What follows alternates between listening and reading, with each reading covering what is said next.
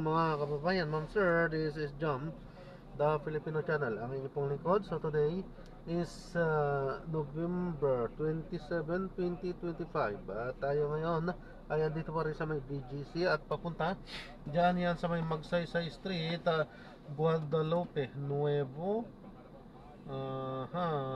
Makati. At dadalhin po natin yan sa may BPI Meralco Technical Services Building sa Ortigas Avenue, Ugong, Pasig po yan. Okay, magbabalik po tayo mamaya unti po. Pag nakuha na po natin sila, disclaimer lang po, content po natin ay kalsada at hindi ang passenger. Kaya nga naman, sakali man po na may marinig kayo, mga pangalan ng lugar, pangalan ng tao, pangalan ng organizations, government o private, man ay wala pong kinalaman ang channel nito at wala pong pinapatungkulan. Lahat po ng pinag-uusapan dito ay pawang dito lamang po yan sa loob at wala pong pinapatungkulan sa labas. Okay po, magbabalik po tayo mamaya unti pag nakuha na po natin sila.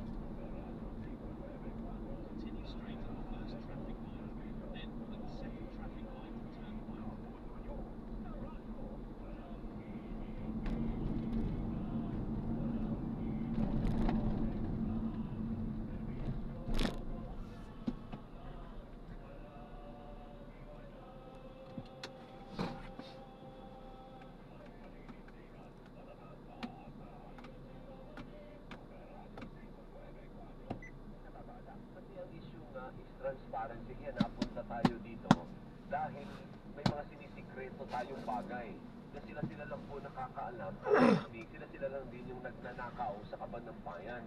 So dapat opposite noon ang gagawin natin. Ano bang opposite ng ng pinagtatago o transparency? Transparency. Hindi ko ang concern doon ng ilang mga naunang resource person baka magkaroon doon ng trial by publicity. Ano pa bang nangyayari sa atin ngayon? Diyos ko po, ito na naman trial by publicity na. Hindi ko ba? Ayaw doon mangyari ng resource person at sabi ng ICI, kaya nila pinagbibigyan ng mga hirit na executive session. Pero sabi ko nga, hindi ba yun ang dapat na magiging challenge sa ICI kung paano ang paraan ng magiging pagtatanong sa resource person para hindi magkaroon ng trial by publicity? Kasi in a sense, nasa trial po tayo ng perception ng madlang people. Kasi hindi nyo po nare-realize, nasa trial tayo ng perception natin lahat, tayong mga taxpayer. Kasi wala na nangyari na po yan nandiyan na po yan, hindi ko ba? Kahit naman si Saldi ko hanggang ngayon, wala namang patunay na siya'y nagnakaw sa bayan. Pero lahat tayo, ang iniisip natin, kung bilyon yung nakuha mo, masasabi ba natin na wala kang kinuha kay Isig Punduling? Kapaniwala ba yun? May tutuloy, wala pa naman tayo. Nakatingnan nyo kung ano hanggang saan na umabot yung video statement ng Saldi ko hanggang sa First Lady na. Sabi na namang sulat ko kagabi. Meron ba? Sabi ni Archie, meron doon sulat na naman, kagabi-iba naman, para maalaala mo kaya naman ang fake kagabi. Season na naman ito. Kasi may video siya, di ba? O, pinapaglit ko may trial. Ay, may ano ngayon. May sulat siya. Oo, sabi ng presidente, siya makikipag-usap sa term na natin. Makikipag-usap sa terorista. Terorista negotiate. Dahil ang saldi mo daw ay nakikipag-bargain sa Malacanang. Yung abogado raw, parang yung abogado. Ay, nag-delay naman.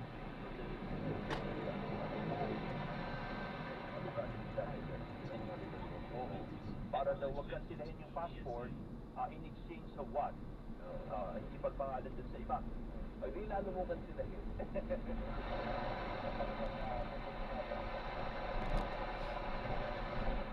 Birthday ba? Hindi. Sa kanilang 202 ay Commission Branch sa Vice President Government. Ang grand, hindi pa rin ako nakakapunta dyan. Pumunta tayo doon sa tumatanda ko tayo. Ito, basta kahapon. May mga ganyan dati, basang-basa ko yun eh. Ngayon eh, basa na lang eh. Ano ka na ba, 60? Hindi, 59. Parang actual lang. Ang maniwala Hindi, yun. wala kasi. Wala ba yung siyempre? Ako, naggrabe ka naman sa mga Hindi kasi ako isip mag-50 ito. Hindi ko naman yun. Parang may naman Halos magkaedad na tayo. Hindi naman. Sige, batiin natin yung mga nagpapahabol kung magbasid. Baka may maibang takbo pa ha. Maaga pa yan. 6 nga tayo nag-i-extro eh. So, bana, Dr. Gladys, magandang morning ha. Mag-iingat lagi sa biyahe. Habang birthday pala ni Kelly Cordero ngayon at si Kelly the Farmer. Kelly, happy birthday! May magkakasahin sa Kelly ha. Payat mo. Sa lahat ng handa dyan, kainin mo ha. Kumain na kumain. Yung 80, wag mo lang pakainin. Eh, tumataba eh. Oo. Sige na kay Kelly. Bakit kasalanan? Bakit parang kasalanan mo? Kelly, no, malahag lang. Happy birthday, Kelly. Oy, paano? Muli maraming salamat ha sa inyong pagsama ho sa amin sa nakalipas na naman 1 oras at 6 na minutong balitaan at kwentuhan. Ako po si Danny Johnson, walang maglilipat ng channel, walang BBTV. Susunod na ang Gising Pilipinas with Alvin El Chico. Minsan, tayo sa amin, in-invite tayo dun sa Minsan. Kung tayo naman dun tayo sa Pilipinas, oh. Kaya mo chat ha, pagdadaanan natin ang panahon yan. Hindi lang natin alam kung kailan. Babay na ho muna. Maraming salamat sa inyong pagsama sa amin. See you again bukas, Thursday pa lamang umay na. Bawal dalawin ng katamaran. Kinakailangan kumayod, pumasok, para meron po tayo maibabayad na buwis na gobyerno. Bye-bye! See you again bukas and good night! Ang nagbabalitang Danny Johnson Manabat sa Honda! Ay, nako. 6:08 in the morning, gising na, bango na, wakey! Oras hatid sa inyo ng Bingo Plus. Bingo sa saya, plus sa panalo. Gising! Gising! Pilipinas! Simula ng umaga ng puno ng impormasyon at mga balitang-balita dapat mong malaman. Ang katawan ay galaw-galaw para ganahan buong araw. Sasabayan kayo sa almusal ni Alvin El Chico. Gising na! Gising na! Bago na! Bago na! Gising Pilipinas na! Gising! Gising Pilipinas!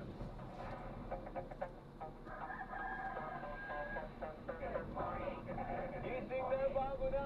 It is Thursday. Narito na po mga maiinit na balita ngayong Huwebes sa Gising Pilipinas.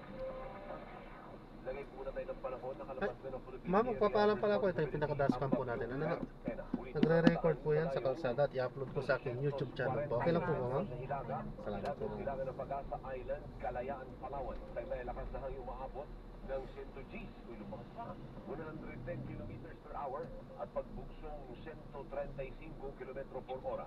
Bagamat nasa labas na ng Philippine Area of Responsibility, nakatas pa rin pong signal number 1 sa Kalayaan Island. Inaasahan din ang pagulan sa nalalabing bahagi ng Palawan bunsod ng trough o yung buntot ng bagyo. Eh kung nakita ko sa cellphone ko baka magiging makulimlim pa rin ang Quezon City sa buong maghapon. Ano po? Halos 6 na pong barangay sa Oriental Mindoro binaha dahil sa bagyong Perpena. Sabay na nauhan, mabilis na rumagasa ang tubig sa sitio sentro sa barangay Andrea Luna. Kaya gumamit ng lubid ang rescue team sa pagsakip sa mga residenteng natrap sa kanilang bahay. Sa paliman ng Bako, gumamit ng rubber boat sa pagligas ng mga residente sa sitio Bagong Pook kung saan umabot ng 4 na talampakan ng baha. Lubog din sa baha maraming barangay sa bayan ng Socorro, kaya apektado ang pananim ng mga magsasaka. Pinahari na ilang barangay sa Calapan City, gayon din ang mga bayan ng Pola, Victoria, Bungabong, San Pedro at Pinamanayan. Sa tala ng Office of Civil Defense, nasa 78,000 po na families ang naapektuhan ng bagyong Perpena sa buong bansa. Iniyak naman ng OCD na sapat ang supply ng family food bags sa 5 pang pangangailangan na mga naapektuhan ng bagyo. Sa ibang balita, na-aresto na ang isa pang opisyal ng DPWH na isinasangkot sa manuwalyang flood control project sa Oriental Mindoro. lang po si DPWH Mimaropa Planning and Design Division Head Engineer Rexy Tamayo paglapag sa naiya mula sa biyahe sa United Arab Emirates. Kabilang si Tamayo sa 16 na kinasuhan ng draft at conversation kaugnay ng sinasabing substandard na 289 million pesos na road tie project sa mag-asawang Tubig River sa bayan ng Nauhan. Matapos yung proseso sa Sandigan Bayan, dinala si Tamayo sa Quezon City Jail kasama ang 6 pang opisyal ng DPWH na unang narasto. Ngayong araw, inaasahang uuwi ng Pilipinas ang isa pang hindi tinukoy na opisyal ng DPWH. Samantala, muling iniharap sa Sandigan Bayan at ikinulong sa Camp Karingal si DPWH Mimaropa Maintenance Division Chief Julian Calvo para sa reklamong conversation na walang piyansa. Unang nakalaya si Calvo matapos magpiyansa ng 90,000 pesos sa kinakaharap na kasong draft. Ayun pala yun.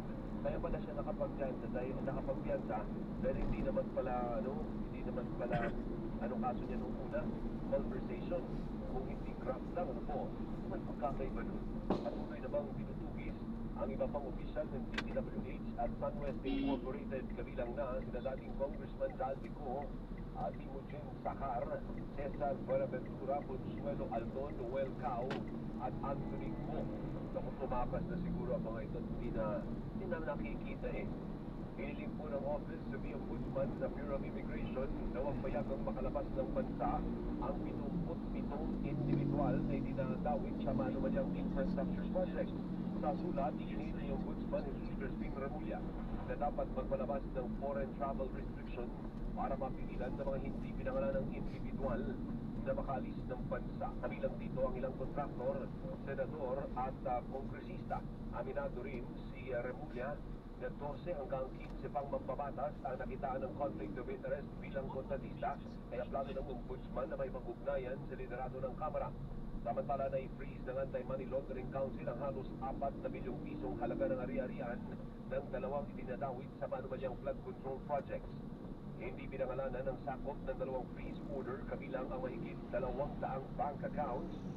Isang tao lang mahigit 200 yung bank account? Anak ng 15 insurance policies, 2 helicopter at isang aeroplano. Ay mga office naman kung sino to. Umabot na sa 11 ang pinalabas na freeze order na sakop ng halos 12 bilyong pisong halaga ng ari-arian ng mga personalidad na sangkot sa anomalya. Ito talaga yung tamang nagpakasasa sa pera ng bayan. Ano po? Pinakakasuhan ng Independent Commission for Infrastructure at DPWH ang 8 pinaguriang kontraktor kaugnay na sinasabing manumalyang flood control project. Sa joint case referral, hiniling sa Office of the Ombudsman na sampahan ang kasong plunder at graft sina dating Congressman Dal Vico, Construction Workers Solidarity Representative Edwin Cardiola, Usuwag Ilonggo Party List Representative James Ang Jr., Usong Pinoy Party List Representative Journey Nisay, Bulacan 2nd District Representative Agustina Manjo, Cagayan 3rd District Congressman Joseph Lara, Surigao del Norte 1st District Congressman Francisco Atugas, at Tarlac 3rd District Congressman Noel Rivera. Iniuugnay ang mga dati at kasalukuyang mambabatas sa construction companies na nakakuha ng mahigit 1,000 infrastructure projects mula 2016 hanggang 2024. Sa pahayag na nindigan si Congressman James Ang Jr. na malinis sa kanyang konsyensya at hindi niya ginamit ang posisyon para sa pansariling interest. Hindi nang ni Congressman Joseph Lara ang kaugnayan sa JLL Foster Corporation at ilabing hindi sumali ang kumpanya sa mga proyekto sa ikatlong distrito ng Cagayan mula nang maupo siya sa pwesto. Wala pa naman sinarman sa pahayag si Galdico at iba pang kongresista ang itinatawid sa anomalya. Ang oras na ito ay region ng media. Mahabang na rin ang media. Huwag pag-ibig yung kailangan alam para palagi tayo maging mapagmadyak at mag-report agad sa otoridad para hindi mabisita. Huwag hayaan sirain ng scammers at iwan ng pagbibigayan at pagmamahal. Isang paalala mula sa GCash. Basta may link, huwag i-click, SMS moving scam yan. Standby Radio Patrol, kayo na yung susunod pagkatapos ng mga nagtatabi ko siguro 3 item pa. Standby kayo ha. Tinanggihan ni Pangulong Marcos ang pinasabing tangkang pakikipagsigunasyon sinasabing Congressman Zaldico. Sinabi ni Pangulong Marcos na nakipag-ugnayan sa pamahalaan ng abogado ng dating kongresista at nagsabing hindi tigil ang pagpapalabas ng video kung hindi kakansilahin ang kanyang pasaporte. Binanggihan ng Pangulo ang alok na tinawag nitong pamba-blackmail. Ibinagbigay ng karagdagang detalye si Pangulong Marcos kung sino ang abogadong lumapit sa pamahalaan at kung dumaan sa emisaryo ang pag-uusap, pero tiniyak ng Pangulo na makakansila ang pasaporte ng dating kongresista. O di dapat po, Mr. President, pangalanan natin kung sino po yan kasi dinidinay po kayo ng abogado niya eh. O di pangalanan ninyo kung sino po ang sinasabi ninyo na nag-aalok na ititigil ang paglalabas ng mga video at kung ano-ano pa kung hindi kakansilahin ang pasaporte niya, di ba? I think kailangan po malaman ng publiko yan kung sino. Otherwise, sabihin, hindi gawa-gawa mo lang yun, Mr. President. Ano po? Dapat pangalanan po natin kung sino yan. Sa pahayag, gaya nito. Sabi sa pahayag, itinanggi po ni abogado ni Zaldico na si Atty. Roy Rotaim ang ibinunyag ng Pangulo at inaming wala siyang kontrol sa paglalabas ng video ng kliyente. Iginit naman ang Malacanang na hihintayin muna nilang mabuo ang Puerto Rico bago maglabas ng komento dahil mistulang inaayos ng dating kongresista ang sasabihin depende sa magiging reaksyon ng palasyo. Idinawit si First Lady Liza Araneta Marcos sa sinasabing anomalya sa importasyon ng bigas at sibuyas, gayon din sa pagkontrol sa presyo ng isda. Sa ikanim na video statement, sinabi ni dating Congressman Zaldico na ibinatigil umano ng unang kinang ang investigasyon ng Kamara nang umabot sa 600 pesos ang kada kilo ng sibuyas noong 2022. Kung naalala nyo nga po yun, naalala ko nga umabot ng ganyan kalaki yung ay sa taas ang presyo ng sibuyas. Ang hindi ko maalala kung panahon na ni Marcos yun, sa panahon pa ng Duterte. Duterte Kasi pa ano yun. yun 2022, ano yung transition yun, di ba? Duterte So, ibig pa yun. sabihin nun, kung Marcos yung Titus, after June na yun. Kasi ano daw, Marcos, hindi pwedeng ata, indicate, kailang yun tayo. Kung anong Marcos pa, o Duterte ba, oo nga, pwede kasi siya ang DA Secretary, pero ginawa yun months before. Remember noong 2022, doon pala siya nakalal eh. Ano kung ba niya? July ba nangyari yan? O August ba? O paano ba? Ay, alam mo nga kung kailan. Naalala ko, nakabakasyon ako sa Japan yun eh. Parang mga ganitong araw yun eh. Very mind na naman. Ibinunyag din po, ay nasa na ba ako? Ayon kay Zaldico, ibinatigil din ni Agriculture Secretary Francisco Q. Laurel ang investigasyon ng House Inta Committee kaugnay ng presyo ng bigas at nagpakita ng confidential report na sinasabing koleksyon ng First Lady sa mga importer ng bigas.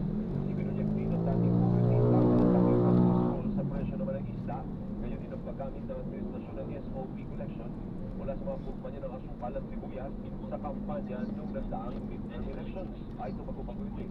Kasi ang midterm na may 2025, itong taon lang, diba? Wala pang nilalabas na pahayag ang Malacanang habang magiging tinanggi ni Secretary Laurel ang bintang ni Zaldico na tinawag niya script na parang nasa Netflix. Uy, okay yan ang Netflix na.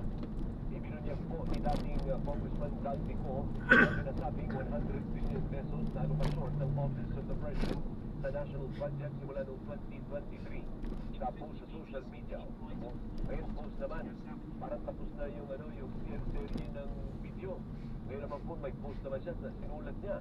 Ipinakita ng dating kongresista ang sinasabing sulat sa opisina ni Pangulong Marcos na humihiling na magpaliwanag matapos isisi sa Kamara ang issue sa 2025 national budget. Ayon kay Zaldico, inilagay sa unprogrammed funds ang sinasabing alokasyon noong 2023 at 2024. Sinasabi ko sa inyo, yung unprogrammed funds, tanggalin na po natin. Paulit-ulit na po tayo dyan. Kaya hindi ba yun ang matigus natin sa Kamara? O pagdating sa Senado, nandun pa rin. Kahit nalaman na natin na nagagamit yung unprogrammed funds sa katiwalian, hinayaan pa rin natin na meron doon. Para kay? Natanggalin na natin yung unprogrammed funds na yan. Pero may taon, sinasabing inilagay po sa program funds. Kita mo, from unprogrammed, nilagay sa program. Kasi nga may sindikato sa loob, pati na sa gumagawa ng national budget. Yung insertion po para matiyak ang pondo. Inakusahan din si dating Senate President Francis Escudero na idinili ang deliberasyon sa national budget kung hindi makatatanggap ang Senado ng 145 billion pesos mula sa pondo ng DPWH ngayong taon. Nakasaad din sa sulat ang pagdepensa ni Zaldico sa Kamara sa sinasabing korupsyon. Pero walang nakalagay na petsa at proof of receipt sa sinasabing sulat ni Zaldico sa Office of the President. Wala pang inilalabas na bayan si Escudero at Malacanang sa panibagong akusasyon ng dating kongresista. Punta na natin yung ating mga radyo patrol muna sa bilan si Zeus Legaspi. Zeus! Good morning, Alvin. Halos 2 oras hindi madaanan kanina madaling araw ang service road ng EDSA Santolan Flyover nang maharangan ito ng isang nakatagilid sa cruise van. Ayon sa mga tauhan ng MMDA, mag-aalas 3:30 ng madaling araw nang bumangga sa poste ng ilaw ang sasakyan habang binabagtas nito ang northbound lane ng Santolan Flyover. Dahil sa lakas ng impact, natumba ang poste habang nagkalat naman sa kalsada ang mga bubog at bahagi ng sasakyan. Nalaglag sa flyover ang closed van na inukupa ang 2 lane ng service road. Kwento ng nakakita sa insidente, may nagmabuting loob na tumulong sa driver ng closed van na makalabas ng sasakyan. Pero ayon sa tauhan ng pulisyang rumesponde, umakas ang driver at patuloy pang pinaghahanap. Maaari umanong maharap ang driver sa reklamong reckless imprudence resulting in damage to property. Pasado alas 5 ng umaga na nang maalis sa kalsada ang closed van. At yan ang balitang kumpirmado, sigurado. Ito ang Radyo Patrol. Sus Legaspi, DZMM. Thank you! Maraming salamat, Zeus Legaspi. Punta naman natin si Manong Ron Eason from Bataan or Zambales. Manong Ron, good morning! Good morning, Alvin. Good news sa mga resort owners ng Zambales. Kumilos na ang Zambales Provincial Government at Department of Environment and Natural Resources para ma-resolve ang problema ng mga resort owners sa hektaryang acquisition sa mga baybayin dagat. Kasunod nito ng consultative meeting ng pamahalaang panlalawigan na may layuning tultukan at mabigyan ng win-win solution ang issue. Inatasa ni DENR Regional Executive Director Ram Pablo ang mga umuukupan sa mga unclassified public land na magsumiti ng mga dokumento para sa final assessment ng Foreshore Management Council. Base sa record, 717 beach resorts ang legal na nag-ooperate sa Zambales at higit naman sa 300 ang kinukwestiyon dahil sa unclassified public land. Hindi pa kasama dito ang mga estrukturang hindi idiniglara sa mga LGU ng bawat bayan kung saan pinakamarami sa mga bayan ng San Felipe at San Narciso. Kung hindi makatutugon sa DNR, bubuwagi ng mga estruktura nasa unclassified public land at naharap sa panganib ng taluyong ng karagatan. At yan ang balitang kumpirmado sigurado. Ito ang Radyo Patrol. Rod Eason, DZMM. Thank you, Manong Ron. Magandang umaga po sa mga taga-Bataan. Punta naman natin from Bataan. Punta tayo ng Batangas at nandun po ang ating correspondent na si Arnel Osay. Dagonel. Yes, Alvin, kinilala ng BIM Batangas bilang isang drug-free workplace alinsunod sa Dangerous Drug Board Regulation. Sa nakailan lang matagumpay na naisagawa ng BIM di Batangas ang roll-out ng strengthening institutional capacity of Barangay Anti-Drug Abuse Council o SICAP Badak 3.0 na dinalawa ng mga piling barangay opisyal at kawani. Sa pakikipagtulungan ng Batangas Provincial Police Office at Philippine Drug Enforcement Agency, pinagtibay ng mga kalahok ang kanilang kaalaman at kakayahan sa pagpapatupad Oh, dito pala? laban sa illegal na droga. Inurin na siya kung pakikisa ng mga barangay na naging mahalaga sa pagpapatatag Dito ba tayo sa kanan ng landas ng pamayanan. Ito. At yan ang balitang kumpirmado. Kailangan nila ng ID. Titingnan ko yung ID. Ayan, so na-drop na natin sila. So maraming salamat po sa panonood. Hanggang sa muli. Ingat po at God bless. Paalam po muna pansamantala. Tayo gagawa na ng ibang video sa ating susunod na mission. Paalam po.